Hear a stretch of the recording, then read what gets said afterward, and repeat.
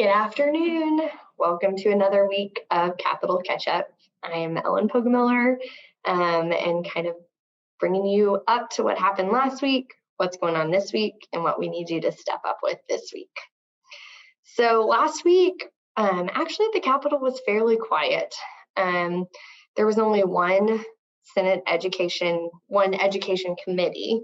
The Senate Ed Committee met last week, and as we talked about last week, they're listening to House bills that had passed off the House floor and are now in Senate committee. And so House Bill 1569, which is the play-based learning bill, came out of Senate Ed last week, which was exciting. But in all honesty, the biggest news last week came out of the State Board of Ed. There was a resolution voted on by the State Board of Ed.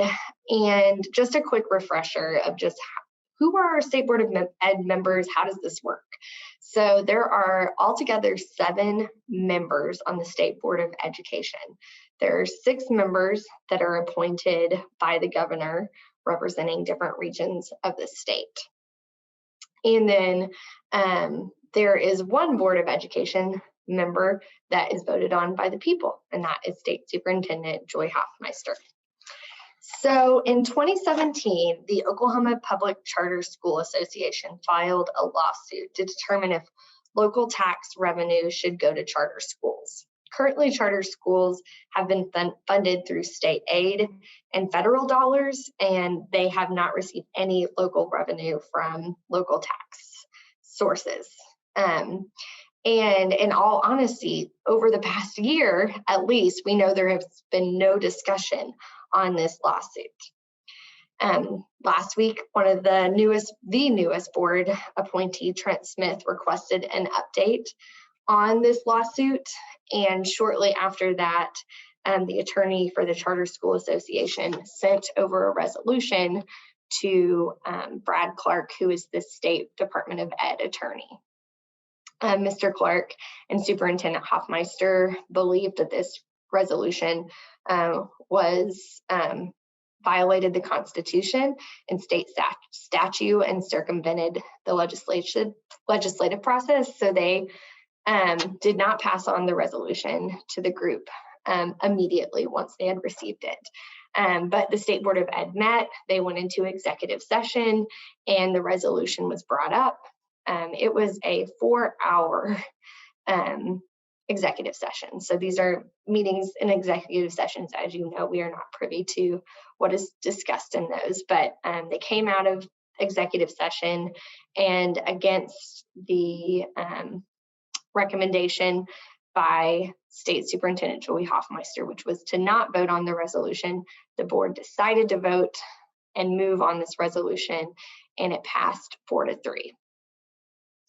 Quickly, OEA attorneys and attorneys that represent public schools across the state began to look into what this resolution meant.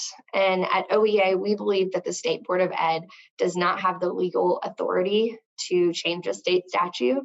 Changing how funding is given to charter schools is statutory and constitutionally inappropriate, as that is the prerogative of the state legislature. So this past weekend, we sent out an action alert to all of you, asking you to tell your state legislator and state senator that you elected them to be in charge of school funding, not an appointed group of individuals from the State Board of Ed. So thank you for all of you who read that alert and stepped up this past weekend, but you still have time to step up this week. This week, there are so many committee meetings, lots and lots and lots of committee meetings this week. The deadline is April 8th to hear a bill in the committee, so we only have about 8 days. Typically, legislators only meet Monday through Thursday. So the House Appropriations and Budget Education Committee is meeting this morning, and then Senate Ed will hear 9 bills tomorrow. And we'll actually vote on the executive nomination of Brian Walters as the Cabinet Secretary of Education. The House Common Ed will also meet tomorrow, which is Tuesday, and they will hear 10 bills, including Senate Bill 807, which allows school support staff to be paid for time lost when a school is closed due to an epidemic.